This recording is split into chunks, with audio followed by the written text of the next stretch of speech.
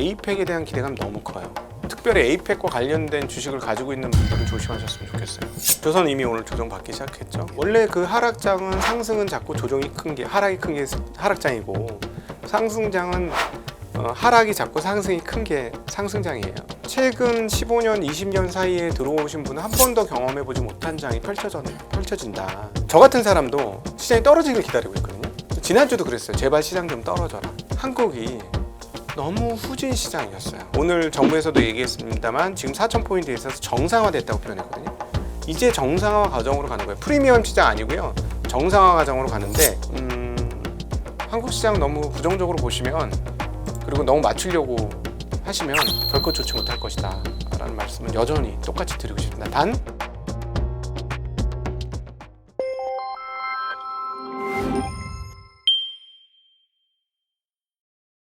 하이닉스의 실적 네. 발표가 얼마 남지 않았는데 오늘 또 아무래도 반도체주들의 어떤 동향이 있다 보니까 내일 실적 발표를 앞두고 또 내일 장을 앞두고 우리의 마음가짐은 어떤 상태여야 하나 여기서부터 시작하면 좋을 것 같아요. 뭐 주식이란 건 항상 기대감을 좀 땡겨오는 거가 있으니까 기대감을 땡겨왔고 거기에 대해 대비하기 위해서 외국인들 상당 부분 팔았다라고도 볼 수 있어요. 그러나 잘한 선택인지는 그들도 아마 의문일 겁니다. 왜냐하면 수익이 많이 났으니까 일부 수익 실현하고 차익 실현하는 건 있을 수 있고요. 그다음 또 하나 오늘 뭐 이제 삼성전자나 같이 매도를 했긴 했습니다만 최근에 보면 하이닉스는 굉장히 큰 수익을 얻었기 때문에 다음 차기로 삼성전자를 사고 있는 것이죠. 그러니까 두 번 먹는 거예요. 하이닉스로 먼저 수익을 내고 그 다음에 안 오르는 삼성전자로 수익을 내는 그런 상황인데 기대감이 워낙 많았기 때문에 사전에 좀 파는 흐름들은 나올 수 있고 그럼에도 불구하고 지금이 팔아야 되는 시점이냐에 대해서는 여전히 굉장히 의문입니다. 모두가 놀라고 있는 진짜 깜짝 놀랄 만한 일은 제가 최근 너무 급등을 해서 계속 매일같이 확인해 보고 있는 디램 가격이 있어요. 오늘도 또 다시 5% 상승했습니다. 그러면서 DDR16기가 그 DDR5 16기가가 이제는 14달러에 육박하고 있어요. 뭐 과거에도 거의 본 적이 18년 때 갑자기 데이터 센터 붐업하면서 나타난 현상인데 지금 이 부분에 대한 근본적인 고민이 좀 필요한데 도대체 HBM 라인으로 얼마나 돌렸으며 그리고 그로 인한 D램 가격 상승이 어디까지 될 것이냐 이건데 가장 근원적 문제는 부동산이 없어요. 그 하이닉스, 마이크론, 공이 건물을 지을 데가 없는 게 가장 큰 문제입니다. 즉 가격이 이 정도 상승하면 최근에 나오는 뉴스는 장비가 많이 들어간다는 뉴스는 나오는데 지금 샘 알트만이 나와서 90만 장 달라는 건 너희들이 맞는 거 다 줘라는 얘기하고 똑같은데 뭐 그거를 뭐 진짜 이야기로 안 듣는다고 할지라도 현재의 가격 추세를 보면 뭔가 다음 차기를 위해서 증설을 해야 하는데 증설할 공간이 없어요. 삼성전자밖에 없습니다. 삼성은 이미 평택에 많은 공장을 지어놨기 때문에 거기에 라인을 새로 깔 수는 있습니다만 그 외에는 방법이 없거든요. 자, 그런데 문제는 뭐냐면 지금 어제 나왔던 뉴스가 삼성전자가 여전히 그러니까 믿을 수 없습니다. 저희가 보기에는 왜냐하면 그 퀄 테스트가 제대로 통과 안 됐다는 뉴스가 또 나왔는데 퀄 테스트를 그렇게 빨리 끝낼 리도 없고 엔비디아가 퀄 테스트가 잘 안 된다고 해도 그걸 공표할 리도 없어요. 왜냐하면 공표하는 순간 어떻게 됩니까? 당신은 퀄 탈락이 하는 순간 어떻게 되죠? 하이닉스와의 레버리지가 완전히 없어지는 거잖아요. 가격 협상력이 없어집니다. 자, 그러면 이 모든 것들을 뒤집어서 보면 하이닉스는 지금 압도적으로 HBM에서는 우위를 점하고 있습니다. 그래서 마진율이 공고하게 유지가 될 거고 이 부분은 26년까지 정해진 미래처럼 지금 나오고 있고 오히려 지금부터는 27년에 어떻게 될 거냐가 관심이거든요. 그러니까 이번 실적 발표는 우리가 기대했고 예상했던 수준만큼 나올 것이냐 여부가 핵심이고 그들이 얼마나 수율을 잘 커버리지 해가지고 마진율, 총 생산 마진율을 어느 정도 만들었고 그다음에 HBM의 마진율을 얼마 정도 만들었느냐가 핵심이에요. 그래서 이번 하이닉스 실적 발표에서 저희가 생각할 때 중요한 포인트는 뭐냐면 그동안에는 D램 쪽에서 수익률이 안 나왔던 걸 HBM 수익률로 커버리지를 했습니다. 그러니까 총 수익률이 뭐 거의 절반 가까이 올라오는데 쉽게 얘기해서 D램에서는 다 깎아먹었다는 거죠. 근데 HBM이 워낙 높은 수익률을 보여줬으니까. 근데 이번 후반부부터는 이제 3분기 후반부부터는 분명히 D램 가격도 마진이 났을 거거든요. 그러면 마진 회복률이 어느 정도 될 것이냐. 4, 4분기는 볼 것도 없어요. 지금. 그래서 오히려 그 관전 포인트는 제가 보기에는 하이닉스 실적에서는 네. 마진율이 지난 분기 대비 어떻게 형성되어 있을까. 그래서 D램 가격 회복이 어느 정도 영향을 미치고 또 SSD 가격의 상승이 어느 정도 영향을 미치는지를 좀 보는 게 오히려 좀 관심사항이다라고 생각하고 있습니다. 우리 하이닉스는 사실은 랜드가 좀 문제가 있어 왔기 때문에 거기서 적자도 많고 그런데 이제 미국의 샌디스크나 뭐 예를 들어 하드디스크 회사인 뭐 시게이트나 뭐 이런 회사들이 엄청 올랐잖아요. 네, 그렇습니다. 랜드가 좋아지는 레버리지 때문에 하이닉스를 더 많이 샀다는 분도 계신데 그건 얼마나 반영된 것 같으세요? 저는 그것도 이제 시작인 것 같아요. 이미 지난번 실적 발표 때 얘기했습니다만 기업용 SSD 때문에 실적이 많이 회복됐다고 했는데 그것도 여전히 지금 과부족인 상태이잖아요. 그래서 제가 보기에는 오늘 이렇게 외국인들이 많이 팔았음에도 불구하고 2% 중반밖에 안 빠졌다는 건 빠지기를 기다리고 있는 수요도 상당히 많다 이렇게 보여집니다. 그래서 SSD도 많이 더 개선됐을 거라고 개인적으로 생각하고 있어요. 내일 실적 발표 전에 여태까지 보면은 항상 좋은 실적 전에 주가가 많이 오르면 올랐다가 네. 이제 어쨌든 세론이 나오는 경우도 많았고 네. TSMC가 지지난주 실적 발표를 했는데 정말 잘 나오고 가이던스 좋았는데 3일 내내 빠졌다가 요즘 올라서 그나마 실적 발표 전 주가를 회복했거든요. 네. 그런 정도 예를 들어 내가 SK하이닉스 많으면 그런 거 걱정할 필요 없이 그냥 가면 되는데 네. 없었던 분들 입장에서 이번에 만약에 세롤이 나오면 네. 조금이라도 들어가는 기회를 삼는 게 맞겠다. 아니면 세론도 왜냐하면 그렇게 얘기를 해주셔도 네. 실제 세론이 나오면 또 무서워서 못 사는 분들이 있거든요. 그렇죠. 그거 용기를 좀 주시죠. 워낙 좋게 보시니까. 혹시 나오면 꼭 사셔야 네. 된다라고. 없는 분들에게. 이번에 많이 올랐으니까 세론 나올 수 있을 것 같아요. 네. 나올 수 있는데 지난번 분기 때 신기했던 게 세론이 안 나왔어요. 네. 삼성전자 같은 경우는 실적 발표하고 하루 다음에 그다음부터 바로 올랐거든요. 그건 뭐냐면 그만큼 지금 급했다라는 거고. 제가 보기에는 뭐 근데 저는 이제 모르겠습니다. 이게 어디까지 올라갈지 27년이 아직 확정이 안 났기 때문에 26년까지만 확정이 났으니까 실적을 내일 봐서 내일 분기 실적을 쭉 연결시켜 가지고 내년치까지 한번 계산을 해보시죠. 그게 좀 필요할 것 같아요. 그래서 지금 나오고 있는 여러 가지 이제 분석과 전망들 중에 가장 높은 분석이 내년도 영업이익 81조 나오잖아요. 만약에 진짜 이번 실적 보고 내년도 그림이 그렇게 보여진다면 떨어지면 사야죠. 닉스가 제가 지금 차트를 보다 보니까 7월에 실적 발표 즈음에서 한 30만 원 가까이 갔다가 뭐 실적 이슈가 있었는지 24만 원까지 한 20% 가까이 빠졌다가 지금 이렇게 된 거잖아요. 네. 이 정도 세론의 강도까지는 아닐 거다라고 보시죠. 네, 이번에는 그렇게 좀 힘들 것 같습니다. 그 정도. 이번에는 혹시라도 만약에 그 정도 오면 그러니까 제일 중요한 포인트는 우리가 뭐 떨어졌으니까 산다 이거보다도 네.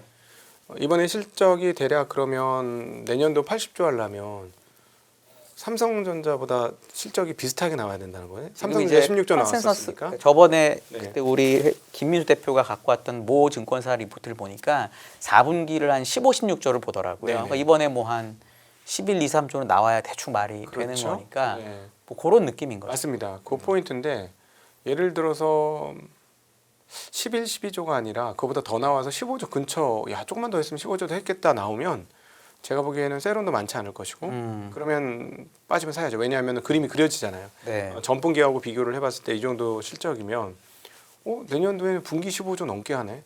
이렇게 이게 나오고 그다음에 현재 앞서도 모두 말씀드렸습니다만 캐퍼 증설이 거의 어려운 상황이니까 이 현재 이 추세면 4, 4분기는 D램 가격 상승이 반영이 되잖아요. 그러면 그 가격 반영되면 올해 만약에 이번 분기 한 12조 대 내외 뭐 이렇게 낸다면 15조 나올 수 있다는 얘기가 나오고 근데 15조 나오면 내년도에 정말 진짜 가능한가? 설마 했는 분기 20조 가까이 나오는 거잖아요.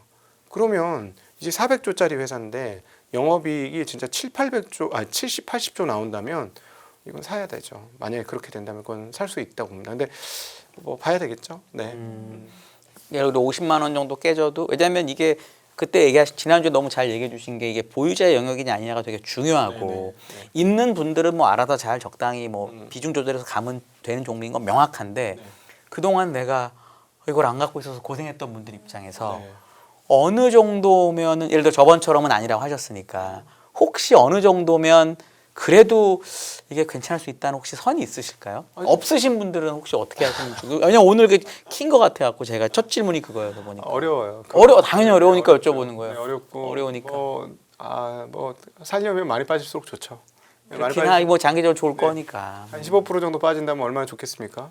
참고로 저번에 2분기 때 제가 말씀드리면 이게 고가가 장중 고가가 29만 4,500원까지 30만 원까지 갔었고 장중 저점이 24만 5천 원까지 갔었더라고요. 이게 7월 한 15일부터 8월 한 20일까지 한 달 정도 요랬으니까 이렇게 빠지면 40만 원인데요. 갑자기 느낌이 확 다른데? 네. 저는 근데 항상 이제 반도체를 다루면 여쭤보고 싶은 게 이제 앞서 디램 가격 추이를 좀 살펴보고 있다고 하셨잖아요. 반도체를 저도 애정하는 사람으로서 계속 지켜보는데 사실은 잘 가니까 기특하면서도 불안한 것은 이게 항상 미리 어떤 기대감을 땡겨오는 게 있으니까 앞서 말씀해 주셨지만 이게 언제까지 갈 것인가라는 부분이 있는 거거든요. 지금 구간은 네. 그렇게 걱정이 안 되니까 아까 그래서 모두에 그 말씀 드린 네. 거예요. 근데 잠시만요. 죄송합니다. 네. 그래서 지금보다는 먼 미래에 대한 그림을 조금은 그릴 수 있어야 내가 지금부터는 나는 내 성향상 비중을 이렇게 조절하고 싶어라는 판단이 가능할 것 같은데 혹시 이제 디램 가격 추이처럼 멈춰야 되는 아니면 비중 조절을 해야 하는 어떤 신호에 대한 기준점으로 가지고 그러니까 계신 지표도 있을까요? 그게 아까 모두에 말씀드렸던 그거예요. 설비 증설이 나오느냐요. 그게 핵심이죠. 설비를 증설해야 물량이 늘어나잖아요. 물량이 늘어나야 가격이 빠지는 건데 지금 조금 골치 아픈 게 공간이 없다니까요. 마이크론도 공간이 없고 하이닉스도 공간이 없고 공간 있는 건 삼성전자밖에 없는데 물리적으로 늘릴 수가 없는 거예요. 라인을. 그러면 우리가 가고 항상 어떤 궤적이냐면 수요는 항상 늡니다. 반도체 수요가 줄진 않아요. 계속 우상향합니다. 물론 약간 뭐 스윙을 그리면서 조금 더 많이 상승했다, 덜 상승했다 하겠지만 계속 우상향이에요. 그럼 공급은요? 공급은 계단식이거든요. 근데 지금 공급이 생각보다 이렇게 된 거죠. 근데 지금 메모리 업체들이 21년, 22년, 23년, 무려 24년까지 평소보다 훨씬 더 긴 기간 반도체 겨울, 실질적 겨울을 경험을 했어요. HBM을 제외하고. 그러니까 설비 증설을 하겠다는 생각조차 못한 거예요. 작년으로 돌아가 볼까요? 1년도 안 됐어요. 삼성전자 플러그 뽑았다는 기사 기억나시죠? 그렇게 너무 안 좋았어요. 그러니까 설비 증설할 거를 전혀 생각 못 하고 있는데 갑자기 수요단에서 왜 이번에 이렇게 폭발했냐 주가가. 샘 올트먼이 와서 지금 90만 장을 달라고 했는데 그건 니들이 만든 거 다 줬는데 이거를 실제로 제가 지난주에 한번 실수했어요. 그냥 공장 하나 짓는데 30조예요. 30조 가량 내외인데 그걸 300조라고 잘못 표현해가지고 그거 사과드리고요. 제가 데이터를 착오를 일으켜서 그럼에도 불구하고 그쪽에서 원하는 물량은 반도체 용인 클러스터 2-3개가 더 있어야 된다는 얘기예요. 예, 근데 지금 뭐 용인 지금 삽더도 2년은 더 걸리잖아요. 그러니까 지금 물량을 충분히 조달해 주기가 어려운데 갑자기 앞뒷단의 수요가 같이 터졌어요. 그러니까 우리나라 입장에서 굉장히 그 행운인 거고 그 다른 반도체하고 좀 다르게 공급만 크지 않다면 저쪽 우리는 그냥 팔아달라는 대로만 팔면 되는 거니까. 예, 지금 그래서 어떤 뉴스가 악재냐? 설비가 증설된다. 공장 증설. 이제 뭐 캐퍼 증설로 향후 돈을 더 벌 것이야. 뭐 이런 뉴스 있잖아요. 그런 뉴스가 나오면 주의하셔야죠. 네. 알겠습니다. 그 반도체는 뭐 그렇다고 하고 이제 에이펙 이후에 이제 시장 전망에 대해서도 질문이 있는데 사실은 우리나라가 올해 압도적인 1등 게임이 안 되는 1등이고요. 그 어떤 데랑도 비교할 수가 없고 작년은 게임이 안 되는 꼴등이었잖아요. 네네. 근데 제가 2004, 5, 6, 7년에 강세장을 빼면 한국은 항상 1등 꼴찌로 왔다 갔다 했었거든요. 네. 그런 차원으로 보면 에이펙이 끝나면 11월이 되는데 네. 그런 차원에서 시장 전망을 어떻게 보는 게 좋을까는 어떻게 보세요? 저는 개인적으로는 그동안에는 지난주에도 나와서 뭐 몇몇 구독자분들한테 욕을 먹었습니다만 엉덩이 딱 붙이고 움직이지 말아라. 절대 움직일 생각하면 안 된다. 그리고 예측하지 말아라 라는 얘기를 했는데 지금은 에이펙이 한번 조심하셨으면 좋겠어요. 왜냐하면 에이펙에 대한 기대감이 너무 커요. 예. 에이펙에 대한 기대감이 너무 커가지고 특별히 에이펙과 관련된 주식을 가지고 있는 분들은 조심하셨으면 좋겠어요. 예를 들어 조선 같은 게 되겠네요. 조선 이미 오늘 조정받기 시작했죠. 네. 왜냐하면은 어제 많이 올랐던 게 트럼프 대통령 조선소 방문한다 했는데 오후에 그렇지 않을 것이다라는 네. 뉴스 나왔어요. 그리고 트럼프 대통령이 뭘 되게 많이 해줄 거라고 생각하고 그다음에 미중 무역 분쟁이 미국도 지금 마찬가지예요. 미국이 스카페센트 얘기만 보도가 되는데 그 허리펑을 비롯한 그 쪽에 있는 상무 중국 쪽에 예, 네. 상무부 대표들 그 교섭 대표들의 이야기를 들어보면 중국은 미국처럼 적극적이지 않아요. 지금 우리가 오해를 하나 빨리 풀어야 되는 게 뭐냐면 지금 공부를 해보면 이미 제조업 사이즈에서 미국과 중국이 역전돼 있습니다. 그거는 대표적으로 전력에서 티가 나는데요. 이게 이제 얘네들이 의외로 지난 몇 년 동안 전력에 목숨 걸고 전력에 투자를 했습니다.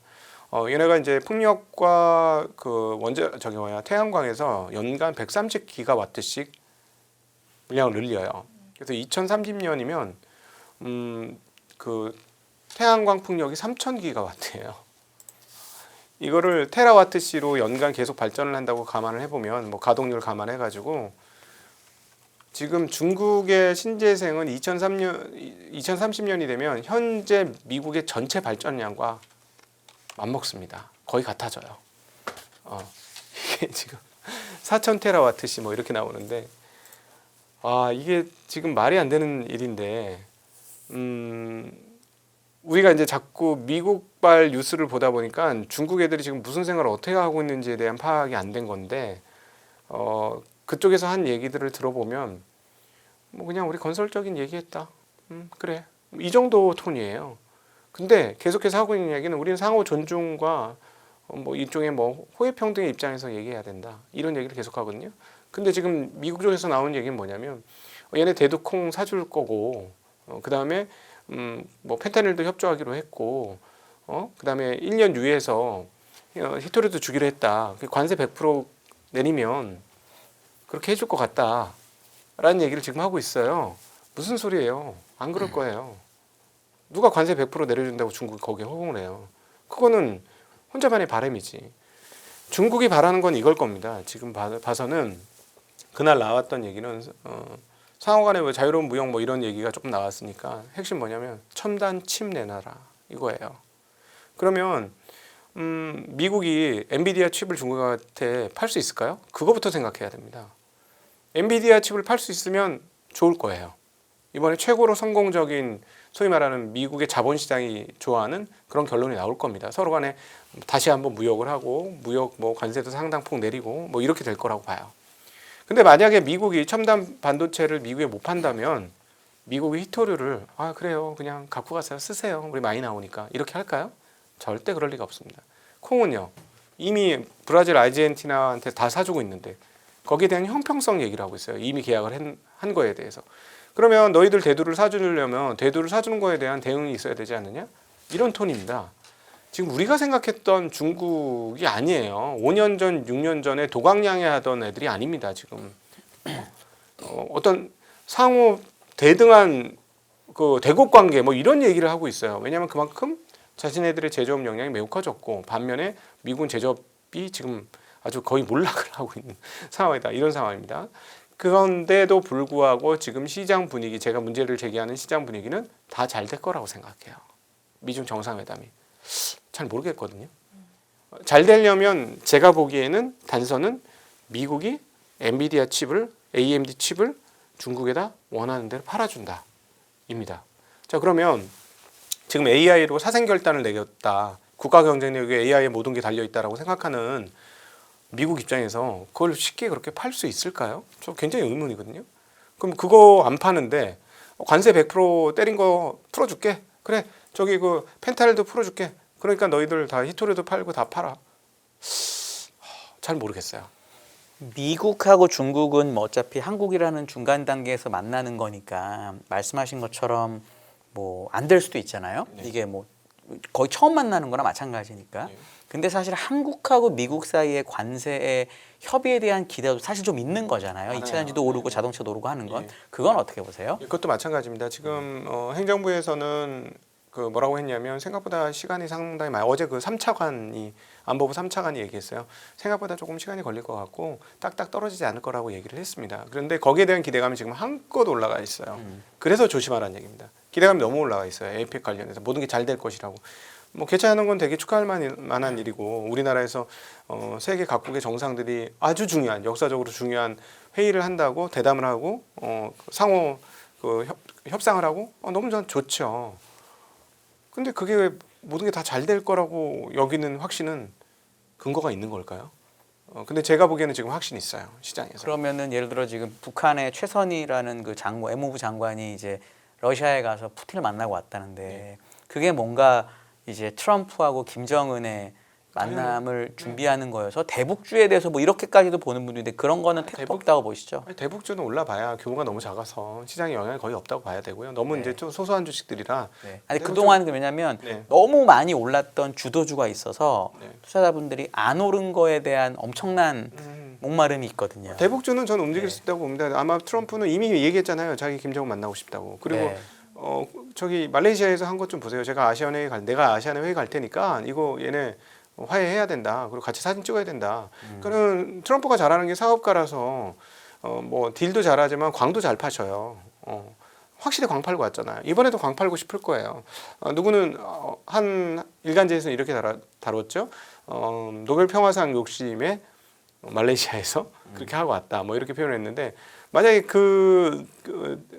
신문사가 얘기했던 톤으로 얘기한다면 당연히 최후의 그 분단 국가인 한국에서 뭔가 평화를 주기 위한 메신저로서의 역할을 하고 싶겠죠. 그럼 당연히 김정은 만나야 되고 그런데 앞단에 보면 만날 가능성은 저는 매우 높다고 봐요.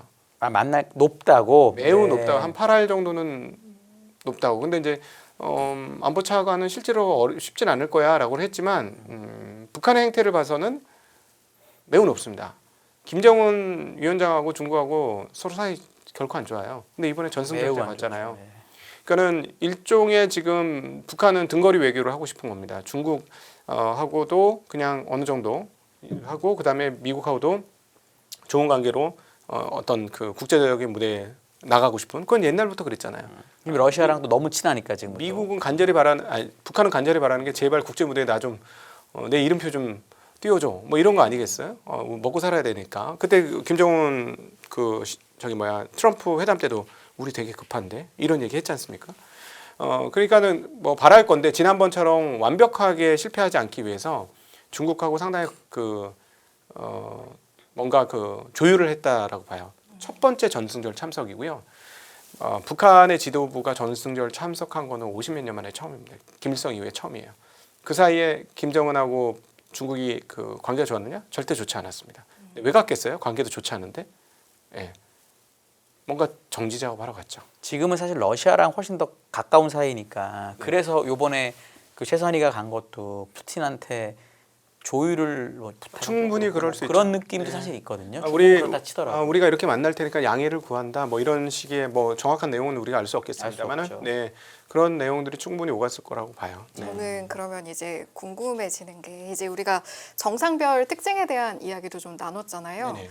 그래서 사실은 에이펙 기간에 뭐 관련된 어떤 거래라고 해야 될지 트레이딩이라고 해야 될지 어쨌든 매수나 이런 거는 조금 떨어져 있길 거리감을 두기를 바라는 맥락으로 저는 받아들였는데 네. 맞나요? 네. 그런데 제가 봤을 때 이제 트럼프라는 사람의 특징을 보면 워낙 탑다운 또는 이제 깜짝 발표라든지 그런 행동을 예측할 수 없는 부분이 있기 때문에 물론 지금 가지고 있는 우리가 정보를 가지고는 이제 대표님께서 그런 판단을 내리셨는데 만약에 이제 우리가 정상회담이나 이런 것들을 지켜보면서 생각지 못한 것들이 나왔을 때 그럼 네. 그때는 바로바로 개입해서 어떤 시그널을 받으면 들어가서 시장에 적극적으로 조금 매수하거나 해도 된다고 보시는지도 궁금합니다.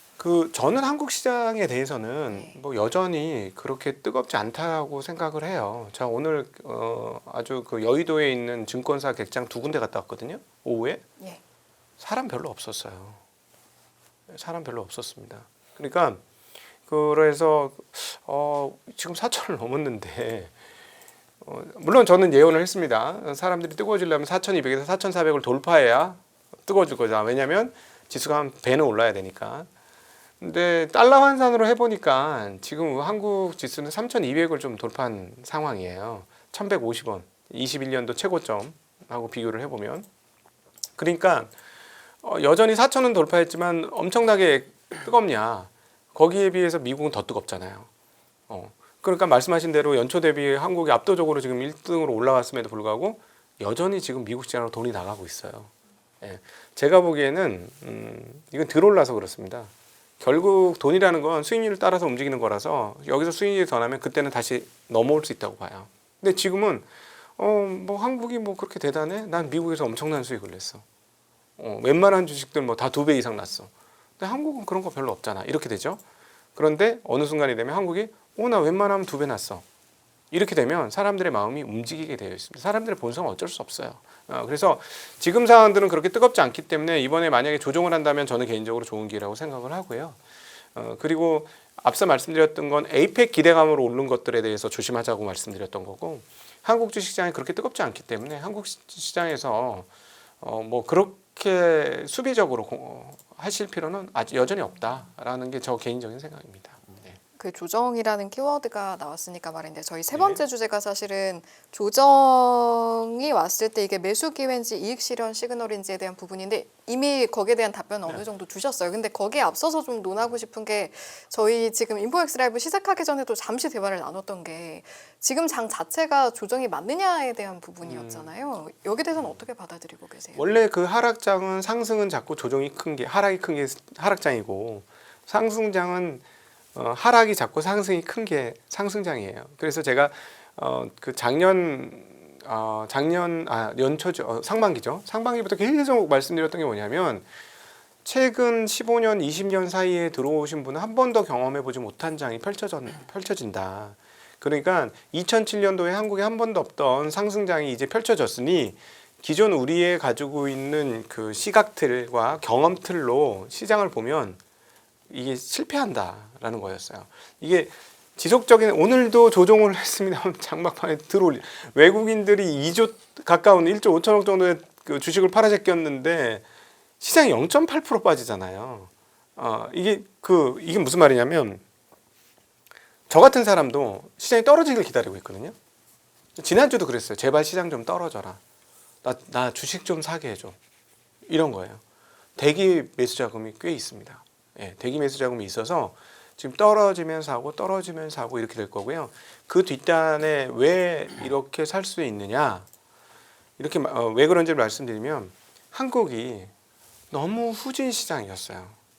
너무 후진 시장에서 오늘 정부에서도 얘기했습니다만 지금 4,000포인트에 있어서 정상화됐다고 표현했거든요. 이제 정상화 과정으로 가는 거예요. 프리미엄 시장 아니고요.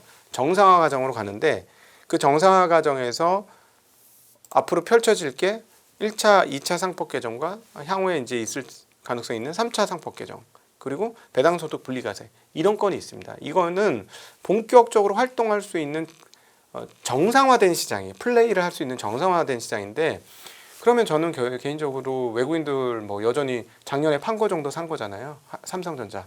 그러니까 훨씬 더 들어올 공간은 많다라고 개인적으로 판단해서 한국 시장 너무 부정적으로 보시면 그리고 너무 맞추려고 하시면 결코 좋지 못할 것이다 라는 말씀은 여전히 똑같이 드리고 싶습니다. 단 에이펙에 대한 기대감 때문에 미국도 그렇고 한국도 해당 영역은 조정받을 수 있으니 그건 조심하자 라는 말씀 드리고 싶어요. 아까 환율로 이제 달러 기준 우리나라 지수가 약간 덜 올랐다 얘기하셨는데 이게 옛날에는 이제 달러 기준 지수가 중요했었으나 네. 지금은 이제 일본처럼 일본은 환율이 오를 때 주식이 올라서 어떤 환은 깨먹고 네. 뭐 해지하고 그런 외국인들도 많잖아요. 네. 우리나라로 그렇게 된 거 아닐까요? 그래서 환율은 어차피 뭐 상관없고 네. 그냥 한국의 지수를 가지고 플레이하는 외국인들이 많다라고 하면 그렇게 볼 수 있는 거 아닌가라고 싶은데 그건 어떻게 보세요?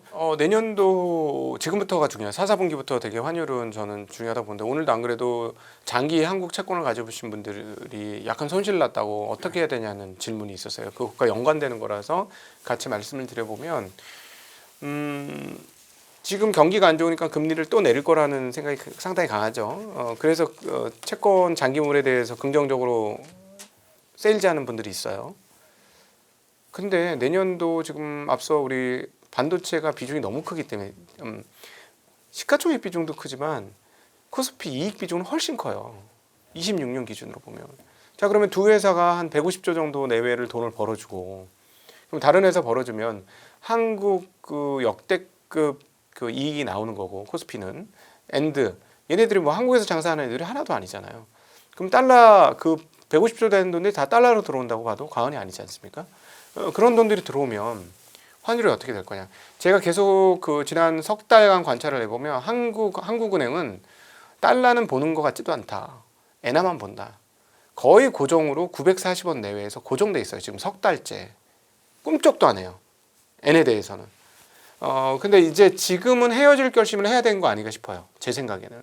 왜냐하면 요 며칠 동안 봐야 되겠습니다만은 그 오늘 새벽에 우리에게 타전된 뉴스, 어제쯤에 타전된 뉴스 뭐냐면 일본의 재무상이 뭐라 그랬냐면 스카페 센터하고 통화를 해봤는데 제2의 아베노믹스라고 볼 수 있는 사나이 노믹스에 대해서 상당히 긍정적으로 평가했다라는 거예요. 이건 무슨 말이야? 더 약세로 더 가겠다라는 건데 저는 개인적으로 일본은 엔화 약세를 할 수 있는 체력이 있다고 봅니다. 왜냐하면 국민들이 반항을 안 하거든요. 예. 그 국민들이 매우 순종적인 700년 사무라이 문화의 나라이기 때문에 개인들의 피해를 안고 엔화 약세를 지속적으로도 유지할 수 있는 힘이 있는 나라다. 그러니까 국민들을 억압하면서도 갈 수 있다라는 건데 한국은 저는 좀 그것까지 조금 어려울 것 같아요. 그 정도까지는 안 될 거라고 보고 있고, 근데 여기에다가 실적도 26년은 25년에 비해서 굉장히 높은 수준으로 달러를 흡입하는 수준으로 갑니다. 그러면 이번 4, 4분기에도 여전히 엔화 타겟팅을 해가지고 엔화한테 붙일 것이냐, 그건 진짜 무리스럽지 않느냐, 이건 좀 바꿔야 되지 않을까 하는 생각을 갖고 있어요. 그 환에 대해서. 그리고 더불어서 달러가 그렇게 들어온다면 그게 수출로 들어오는 거기 때문에 경기가 그렇게 썩 나쁠 거냐. 제가 보기에는 26년은 경기 회복이 됩니다. 그러면 금리도 더 이상 여기서 낮출 공간이 생각보다 많지 않다라고 보면 채권, 국내 채권물 조심하셔야 될 것 같고요. 그리고 반대로 내년도에는 일부 경기 활성화 베팅도 좀 나타날 수 있어서 환도 무조건 약세로 인해서 일본과 같은 궤적으로 한국 시장에 갈 거다? 그것도 좀 아닌 것 같아요. 그러면은 만약에 그렇게 되면은 환도 떨어지고 주식도 올라가는 옛날식 초강세장이다. 근데 지금은 수출을 많이 해도 외국 우리나라 기업들이 달러를 잘 한국으로 안 돌아오게 하니까 이런 네. 일도 벌어졌다는 얘기도 있잖아요. 그게 바뀔 수도 있다고 보시나요? 저는 그거보다 더 큰 거는 그 투자자들의 달러 유출이에요. 금액으로만 보면 제가 뭘 해봤냐면 삼성전자의 연결 기준 자산하고 별도 기준 자산을 해보면 이게 계속 벌어지거든요. 모든 회사가 다 그래요. 그렇죠. 이 금액이 자동차도 그렇고. 이 금액이 훨씬 커요. 근데 사실은 네. 금액으로만 보면 이 개인 투자하는 것보다. 네네. 그래서 그런 부분은 어떻게 되는 거죠? 그러면 사실은 기업들이 네. 훨씬 큰데 언론에는 이제 개인들 투자가 더 크다는 식으로 나오긴 하거든요. 네네네. 실제 숫자는 저희가 더 큰데. 네네네. 네. 그러면 실제로 수출을 많이 하고 돈을 많이 벌어도 네. 거기서 달러 안 유입은- 들어오면 달러 사실 뭐 유입은 없다. 그런 거니까. 그렇다고 이제 외국 투자도 많이 해야 되고 하니까. 물론 그런데 그렇다고 그 정도 돈을 버는데 예전 24년 뭐 25년하고 달러 유입이 같겠습니까? 저는 같을 수 없다고 봐요. 네. 그러면은 경상수지가 엄청 흑자가 나야 되는데 그렇게 또 보지 않는 거면 뭐가 안 맞는 거 아닌가요? 정상은 실적은 지금 그렇게 돈이 나고 빠져 이건 나가니까 흑자가 날 수가 아니 없죠. 뭐 어쨌든 아니 경상수지 원래 흑자가 나요. 아무리 빠져나가 경상수지 계속 흑자인데 만약에 이익을 정말 그렇게 많이 낼 거면 삼성이나 하이닉스가 여기도 엄청 커져야 되거든요. 네. 그거랑 약간 이 이코노미스트랑 지금 애널리스트가 보는 숫자가 다르잖아요. 네네. 이건 어떻게 그럼 중간에 이렇게 조절이 될까요? 그거는 기저로 봐야 되겠죠. 베이스 이펙트로 봐서 작년, 재작년 기준으로 어떻게 될 건지를 봐야 될 것 같고요. 그 네. 부분은 뭐 그런 식으로 따져 보면은 작년, 재작년보다 더 나빠지는 상황들은 아니니까 그거는 괜찮고 저는 오히려 한국 개인 투자자, 외국으로 나간 개인 투자자들이 어떻게 할 거냐. 지금도 계속 빠져나가거든요. 돈이. 한 4,400 넘어가면 안 나갈 것 같거든요. 이 돈이. 그러면은 원화가 지금처럼 약세 요인이 계속된다? 일부러 타겟팅하지 않는 한, 엔화를 타겟팅하지 않는 한 그러지 않을 것 같아요. 그럼 지금은 약간 원의 약세는 한국은행이나 정부가 약간 유도한 면이 있다 이렇게 보시는 거예요? 예, 외부로 나간 돈도 분명히 있고요. 네. 예, 이건 제가 보기에는 그냥 현장에서 지켜본 바로는 이거는 엔화 타겟팅이지 다른 데 타겟팅이 하나도 없어요. 예, 모든 통화에 대해서 다 약세예요. 딱 엔화에 대해서만 고정입니다. 네. 예. 이제 저희 마무리할 시간 한 5분 정도 앞두고 있는데 앞서 이제 매수대기 자금이 꽤 있다라고 말씀을 해주셨잖아요. 지금 이제 만약에 내가 현금이 좀 있다라고 했을 때 자산 배분 전략 그러면 좀 어떻게 비율을 어떻게 가져가는 게 좋다고 보시는지? 현금이 있을 때 예. 저는 한국 주식시장 아직 발을 안 들이신 분은 4천 되기 전에 발을 좀 들이셨으면 좋겠고 이번 넘었는데. 그러니까 4천 내외에서 네, 지금 거의- 4,010입니다. 오늘 빠졌는데도. 예. 맞아요. 더 4천 가기 전에 들어와라. 이제 거의 뭐 좋은 결과를 얻을 수 있는 마지막 기회 아니냐라고 생각이 들고 근데 불행하게도 또 예언을 해보면 사람들은 5천 넘어서 많이 들어올 겁니다. 불행하게도. 예. 그 부분들은 너무 애석한데요. 결국은 인간의 본성이기 때문에 어쩔 수 없을 거다라고 생각하고 이 방송 들으시는 분들이라면 나중에 뒤늦게 확신 가지고 가지 마시고 오늘 제가 그 한국장이 긍정적인 이유 몇 가지 말씀드렸잖아요. 나중에 결국 네. 현실화 될 거고 이거 작년부터 얘기 드리던 거예요. 그렇죠? 똑같이 얘기 드리던 거예요. 근데 제가 보기에는 좋은 결과를 얻을 수 있는 거의 막차다. 이 4천 내외면. 네. 물론 4,200, 4,400에 가도 좋은 결과 얻을 수 있을 거예요. 근데 여기서 말씀드리는 것은 대체적으로 무난하게 괜찮을 수 있는 그 마지막 찬스 아닌가 하는 개인적인 생각은 가지고 있어요. 한국 주식 얼마나 해야 돼요? 전체 내가 금융자산 중에서. 비율로 가져갔어요. 뭐 저희야 뭐 몽땅 하고 있죠. 실제로 저희는 이제 네. 너무 한국은 전 세계에서 1%밖에 안 되는 시장인데 한국을 몽땅하는 건 어떻게 생각하세요? 저렴하잖아요. 저렴하니까 하는 겁니다. 그래도 몽땅? 지금 너무 미국이 저렴한데 65%인데 전 세계. 전 세계 65%인데 50%로 빠질 수도 있잖아요. 과거처럼. 지금 미국에서는 조심하셔야 될 게 뭐냐면 가계에서 주식 보유 비중이 역사상 제일 큰데요. 그게 미국 가계만 있는 게 아니고 외국인들 미국 주식 보유도 역사상 거의 탑일 겁니다. 이거 29년도 이후 처음이거든요. 근데 가계가 45%를 지금 주식 자산으로 갖고 있는데 비중이 너무 큰 것 같아요. 미국 가계 주식 보유 비중이. 그렇기 때문에 주식시장이 꺾이면 계속해서 주식을 부양시키는 정책이 나올 겁니다. 그래서 트럼프는 분명히 버블까지도 만들 가능성이 있다고 봐요. 이건 열려 있다고 보는데 그럼에도 불구하고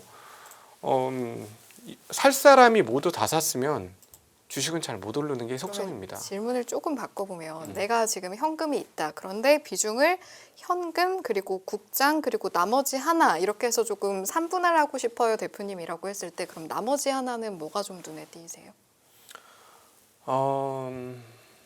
저는 국장 몰빵? 아니 저는 뭐 그 한국장도 잘못 사면 큰일 나요. 그러니까요. 네. 절대 안 되죠. 네네. 네. 그래서 제가 계속 뭐 에이펙 조심하라 했던 게 관련도 조심하라는 거고 오히려 그런 기준보다는 저희가 하고 있는 기준을 좀 채택을 네네네. 하셨으면 좋겠어요. 네. 저희는 이건 이제 저희만의 노하우긴 한데 이거 얘기해봐야 많이 안 따라하실 거니까 말씀드려요. 네. 근데 저희는 이 방식으로 성장할 겁니다. 그거는 몇 년 뒤에 저희가 그 방식으로 성장했다 다시 증언을 하게 될 건데 배당을 하세요. 배당 관련 투자, 배당 관련 주식을 해라 이런 네, 거죠. 고배당을 하세요. 고배당을 하시는 게 제일 좋을 거예요. 제가 감히 이거는 아마 내년 1월쯤 방송에서 아마 제가 그럴 거예요. 제가 지난 10월달에 그랬잖아요. 내년 1분기쯤 끝에 아마 1분기 끝자락이나 아마 2분기 초입 그 사이 어디쯤에 방송 드릴 텐데 제가 말씀드렸잖아요. 배당주 하라고. 배당 소득 분리과세 안 해도 괜찮다.